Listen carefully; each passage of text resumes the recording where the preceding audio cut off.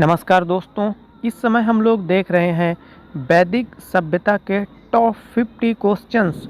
तो 25 क्वेश्चन हम लोगों ने कल ही देख लिए थे और आज देखेंगे जो 25 बचे हुए हैं, यानी क्वेश्चन नंबर 26 से 50 तक।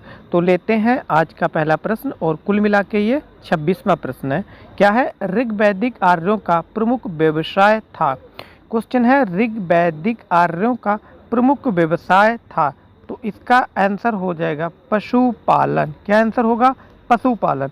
अब इस क्वेश्चन को थोड़ा सा समझ लेते हैं, क्योंकि इस क्वेश्चन में यदि हम सिर्फ एक की जो वर्ड है उसे हम चेंज कर दें तो इसका आंसर भी चेंज हो जाएगा। क्या? देखिए, यहाँ पे जो ऋग्वेद है, ऋग्वेद की जगह पे इतना जो ऋग्वैदिक आर्यों है इसे हम काट देते हैं और लिख देते हैं कि भाई उत्तर वैदिक काल में लोगों का प्रमुख व्यवसाय क्या था। तो पशुपालन उत्तर इसका नहीं होगा, तब हो जाएगा कृषि। क्योंकि उत्तर वैदिक काल में लोहे की खोज हुई और फिर लोहे के विभिन्न उपकरण बनाए गए, जिससे कि कृषि में एक क्रांति आ गई और कृषि बड़े स्तर पर की जाने लगी। तो यहाँ पे आपके लगभग में 2 क्वेश्चन तैयार हो गए हैं। ठीक है, बढ़ते हैं क्वेश्चन संख्या 27 पर। शूद्र शब्द का पहली बार उल्लेख हुआ है, तो इसका आंसर हो जाएगा आपका ऋग्वेद में शूद्र शब्द का पहली बार उल्लेख हुआ है। तो ये है क्या? शूद्र। तो देखिए, ये शूद्र है। जो ऋग्वैदिक काल था उसमें शूद्र एक जाति होती थी और ये एक नीची जाति मानी जाती है। आजकल भी जब हम लोग खास तौर से बात करते हैं या फिर समाज में देखते हैं, लोग कह देते हैं कि क्या भाई शूद्र हो क्या? इसका मतलब है कि नीची जाति का ये एक संबोधन है। ठीक है, फिर लेते हैं क्वेश्चन नंबर 28 यानी 28। भारतीय संगीत की उत्पत्ति निम्नलिखित में से किस वैदिक संहिता के साथ मानी जा सकती है? तो इसका आंसर होगा आपका सामवेद। क्योंकि जो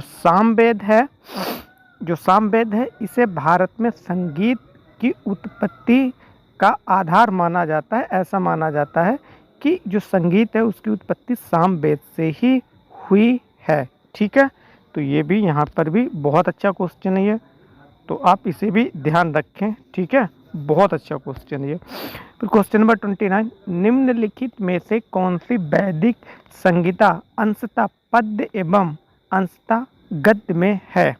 तो इसका आंसर हो जाएगा आपका यजुर्वेद। यानी इसका मतलब है कौन सा ऐसा वेद है जो कि अंधता का मतलब होता है थोड़ा या फिर आधा कह लें, और अंततः गद्य में, यानी जो गद्य और पद्य में दोनों में लिखा गया है। तो इसका आंसर क्या होगा?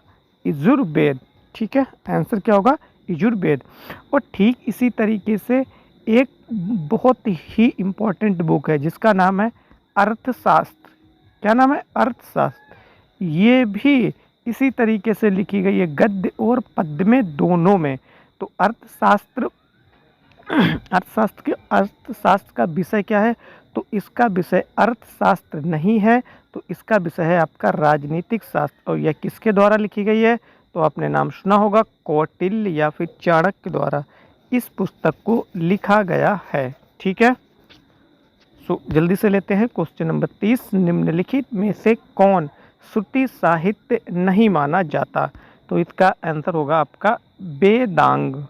क्या उत्तर होगा? उत्तर होगा आपका वेदांग।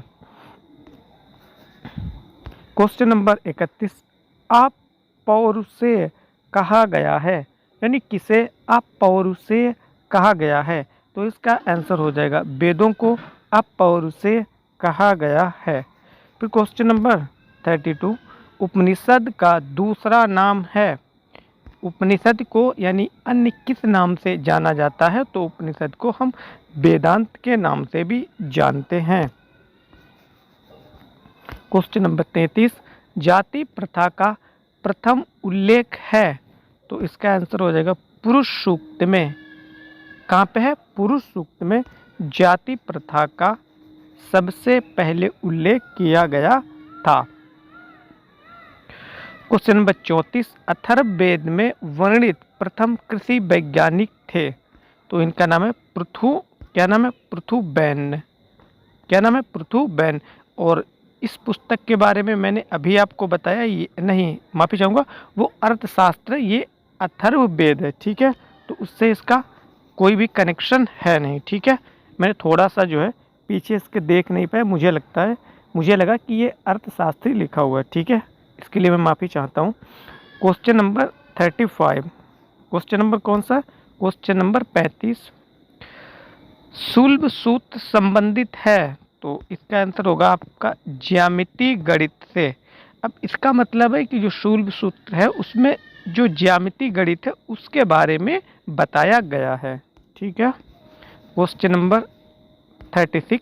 नैतिक संहिता, जिसे ऋत्वि कहते हैं, का पालन कौन से देवता करवाते थे? तो इसका आंसर है वरुण।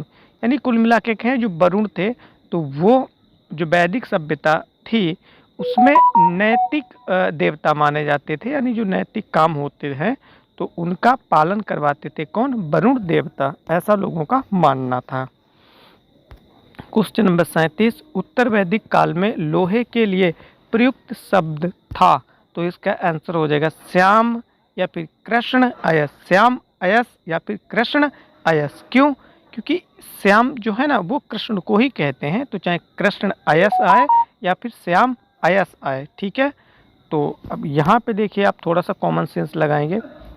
उत्तर वैदिक काल में ही लोहे की खोज हुई थी, इसीलिए यहाँ पे क्वेश्चन बने रखा है कि उत्तर वैदिक काल में लोहे के लिए प्रयुक्त शब्द क्या था, तो इसे हम श्याम अयस या फिर कृष्ण अयस कहते थे, ठीक है। Question number 38। प्रमुख आश्रम माना जाता है, यानी कुल मिला के 4 आश्रम बताए गए हैं, उनमें से सबसे प्रमुख आश्रम कौन सा है? तो सबसे प्रमुख आश्रम गृहस्थ आश्रम माना गया है। कौन सा? गृहस्थ। सबसे पहले कौन सा होता था? विद्यार्थी, फिर गृहस्थ, फिर वानप्रस्थ और फिर सन्यासी, सबसे लास्ट वाला सन्यासी। तो जो नंबर 2 वाला है, गृहस्थ वाला, ये सबसे प्रमुख माना गया है आश्रम, ठीक है। Question number 39। जादू टोने का उल्लेख किस वेद में किया गया है? तो इसका आंसर होगा अथर्ववेद। तो अथर्ववेद में किसका उल्लेख मिलता है हमें? जादू टोने आदि का उल्लेख हमें अथर्ववेद से प्राप्त होता है। Question number 40। ज्ञान पर बल दिया जाता है, यानी किस में ज्ञान पे अधिक से अधिक बल दिया गया है? तो इसका आंसर हो जाएगा उपनिषद में ज्ञान की बात पर बहुत ज़्यादा बल दिया गया है। फिर है क्वेश्चन नंबर 41। ऋग्वेद में कुल ऋचाओं की संख्या कितनी है? तो इसका आंसर हो जाएगा 10,600 ऋग्वेद में कुल ऋचाओं की संख्या है। Question number 42। व्याकरण की सर्वप्रथम रचित पुस्तक कौन सी है? इसका आंसर हो जाएगा अष्टाध्यायी। क्या आंसर होगा? अष्टाध्यायी। और साथ में इसके रचनाकार भी आपको ध्यान रखना है। इसके रचनाकार हैं पाणिनि। क्या नाम है? पाणिनि। क्या नाम है? पाणिनि, ठीक है। और यह है किससे संबंधित? तो यह व्याकरण से संबंधित है और संस्कृत में लिखी गई है। ऐसा माना जाता है कि यह व्याकरण की पहली पुस्तक है, ठीक है। क्या है? पहली पुस्तक है। तो अब लेते हैं क्वेश्चन नंबर 43। पुराणों की संख्या कितनी है? तो 18, जैसा कि हम पहले ही, यानी यहाँ पे पुराण महापुराण होना चाहिए। क्या होना चाहिए? महापुराणों की संख्या कितनी है? तो 18, ठीक है। So question number 44। वैदिक लोगों द्वारा किस धातु का प्रयोग सबसे पहले किया गया था? तो इसका आंसर हो जाएगा तांबा, ठीक है। क्या आंसर होगा? तांबा। फिर लेते हैं क्वेश्चन नंबर 45। रामायण के रचयिता कौन है? तो इसका आंसर होगा वाल्मीकि रामायण के रचयिता हैं। Question number 46। महाभारत के रचयिता कौन है? तो इसका आंसर हो जाएगा आपका वेद व्यास। वेद व्यास महाभारत के रचयिता हैं।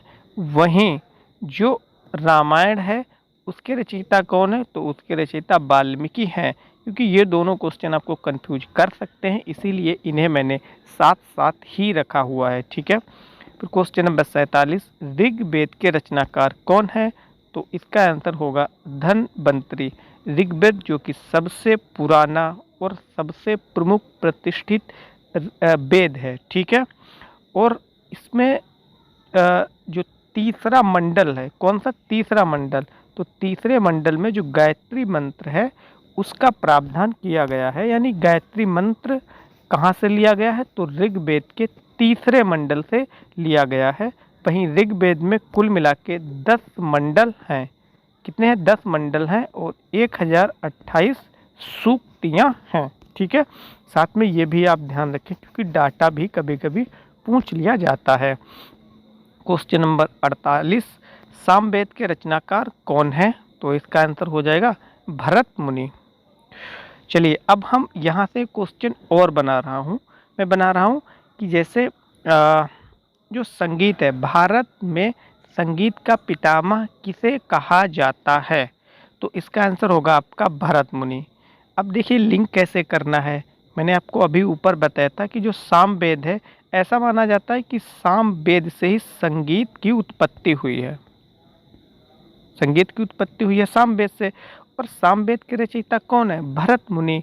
तो ये तो भाई लिंक हो रहा है ना, जब सामवेद को भरत मुनि ने ही रचा है तो फिर पितामह कौन कहे जाएंगे, ऑब्वियसली बात है, कौन कहे जाएंगे, भरत मुनि। ठीक है, क्वेश्चन नंबर 49, अथर्ववेद के रचनाकार कौन है, तो इसका आंसर हो जाएगा विश्वकर्मा।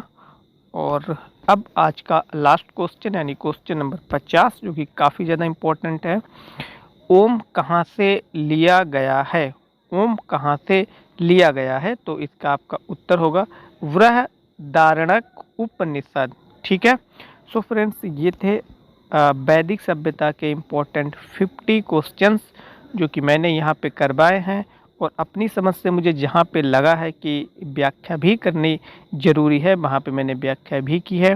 तो फ्रेंड्स आपसे एक हम्बल रिक्वेस्ट है, यदि आप हमारे चैनल पे नए हैं तो हमारे चैनल को सब्सक्राइब करना ना भूलें।